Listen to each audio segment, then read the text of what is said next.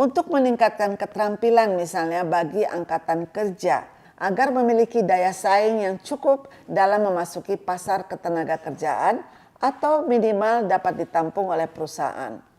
Kunci utama dalam penghapusan kemiskinan yang ekstrim adalah bagaimana memampukan mereka yang paling miskin dari yang miskin, the poorest of the poor, Jeffrey Dessach.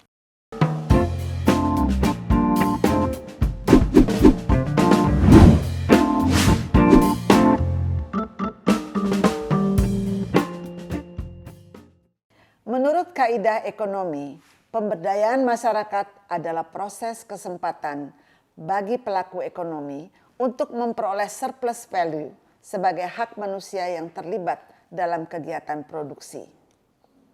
Upaya untuk memperoleh surplus value dilakukan melalui distribusi penguasaan faktor-faktor produksi. Upaya untuk juga mendistribusikan penguasaan faktor-faktor produksi harus dilakukan melalui kebijakan politik ekonomi yang tepat sesuai dengan kondisi dan tingkat sosial budaya masyarakat. Jika terdapat ketidakadilan dan kesenjangan kekuatan atau power, maka akan terjadi kesenjangan sosial yang dapat menciptakan social distress atau keresahan sosial.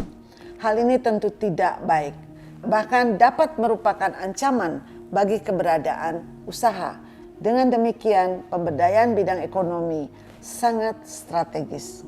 Secara definitif, community development adalah upaya memberikan otonomi, wewenang, kepercayaan, dan daya kepada masyarakat agar dapat kreatif serta inovatif dalam menyelesaikan tugas sosial ekonomi dengan baik. Dengan kata lain, agar membuat masyarakat itu mandiri. Community development merupakan konsep pembangunan ekonomi yang mengakumulasi nilai-nilai sosial di masyarakat, sehingga hal ini mempresentasikan beberapa nilai-nilai fundamental seperti people center, participatory, empowering, dan sustainability. Proses untuk masyarakat lemah memperoleh kekuatan dan akses terhadap sumber daya. Pemberdayaan harus dimulai dari rumah tangga atau keluarga. Pemberdayaan keluarga mencakup masalah sosial, politik, dan psikologis. Sementara pemberdayaan sosial, bagaimana keluarga yang lemah untuk memperoleh akses informasi, akses pengetahuan, dan keterampilan, akses untuk berpartisipasi di dalam organisasi sosial, dan akses ke sumber keuangan. Pemberdayaan politik, bagaimana keluarga yang lemah untuk memiliki akses dalam proses pengambilan keputusan publik yang mempengaruhi masa depan mereka. Sementara pemberdayaan psikologis, bagaimana membangun kepercayaan diri setiap keluarga yang lemah agar mereka dapat berinteraksi dengan masyarakat dalam mengembangkan kegiatan sosial ekonominya. Berangkat dari kerangka pikir di atas, secara empirik mengukur dampak CSR dalam bentuk pemberdayaan ekonomi dapat ditransformasikan ke dalam beberapa variabel pokok, yaitu adanya peningkatan di dalam kualitas SDM, kelembagaan, tabungan, konsumsi, investasi. Program bidang ekonomi meliputi berbagai aspek dalam kegiatan ekonomi, terutama bagi UMKM, yaitu dalam peningkatan kapasitas atau keterampilan, peningkatan kualitas SDM, produksi, yaitu mulai dari menjaga kualitas produksi sampai dengan pengemasan, kemudian manajemen usaha, dan yang paling utama adalah manajemen keuangan dan pemasaran. Program ini didasarkan pada pertimbangan potensi wilayah yang menyangkut potensi agro, tanah, dan masyarakat yang mendukung untuk pelaksanaan program. Dengan tujuan menjadikan wilayah sentra agrobisnis didukung oleh inovasi teknologi, hasil pertanian melalui jejaring informasi yang efektif. Sasaran program tentu saja masyarakat petani yang tergabung dalam kelompok tani wilayah pemukiman. Selanjutnya pengembangan lembaga kredit mikro atau koperasi simpan pinjam. Untuk mengembangkan usaha produktif, para petani mengalami kendala dalam aspek permodalan, sementara kesempatan untuk berkembang cukup besar.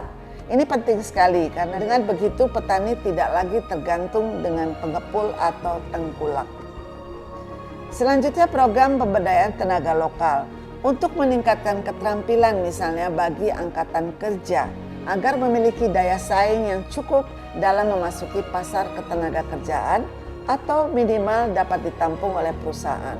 Selanjutnya dalam bidang ekonomi kita tahu ada pengembangan pertanian terpadu dan pengembangan usaha menengah. Kegiatan pertanian terpadu, misalnya budidaya tanaman hortikultura, palawija, peternakan, budaya sapi, dan budaya ikan air tawar, ini menjadi terintegrasi.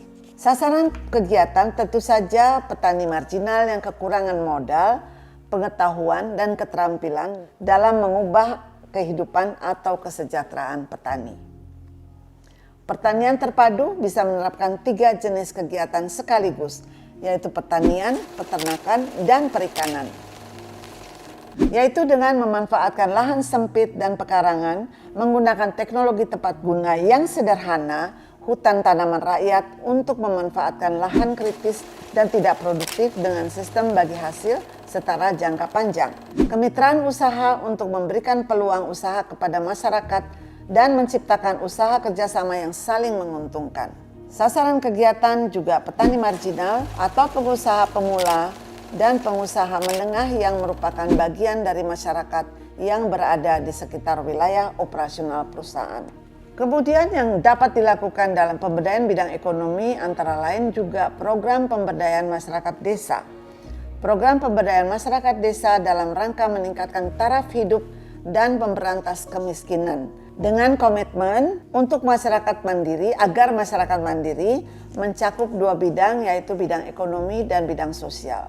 Manfaat bagi perusahaan tentu saja dengan membina hubungan emosional yang baik dengan komunitas di sekitar perusahaan, membentuk citra positif di mata masyarakat dan memberikan manfaat yang optimal sehingga terbangun sebuah hubungan yang berkelanjutan. Sementara manfaat bagi komunitas atau masyarakat, pertama memberikan kesempatan membangun sebuah usaha berbasis sumber daya lokal, kemudian memberi keterampilan pada masyarakat, baik keterampilan teknis maupun non-teknis, untuk mengembangkan usaha yang dijalankan. Yang juga menarik adalah program pemberdayaan perikanan.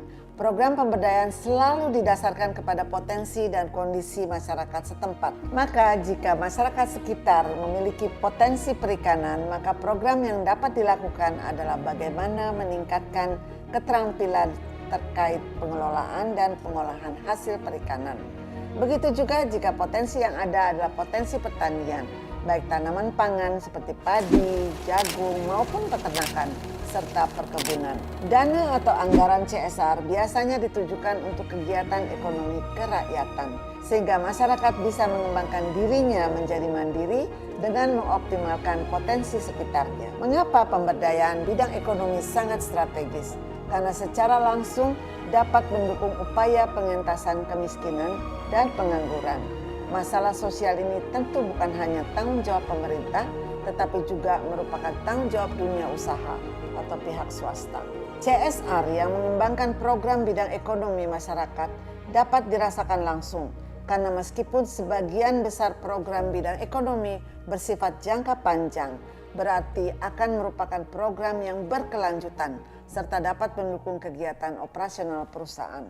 Program bidang ekonomi juga dapat dilakukan di bidang infrastruktur, misalnya upaya pemenuhan akan sarana prasarana dasar seperti jalan desa, pembangunan fasilitas sanitasi yang layak, akses air bersih, dan lain-lain. Kegiatan bisnis berusaha mencari keuntungan semata sudah usang.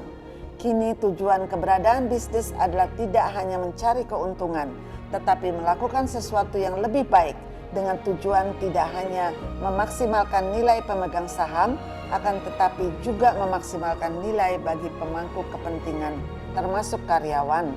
Semenjak adanya MDGs, Millennium Development Goals, sektor swasta makin mantap mengarahkan strategi perusahaan, juga mengarahkan CSR menuju pengentasan kemiskinan. Seperti kita ketahui, tujuan utama dari MDGs adalah penghapusan kemiskinan.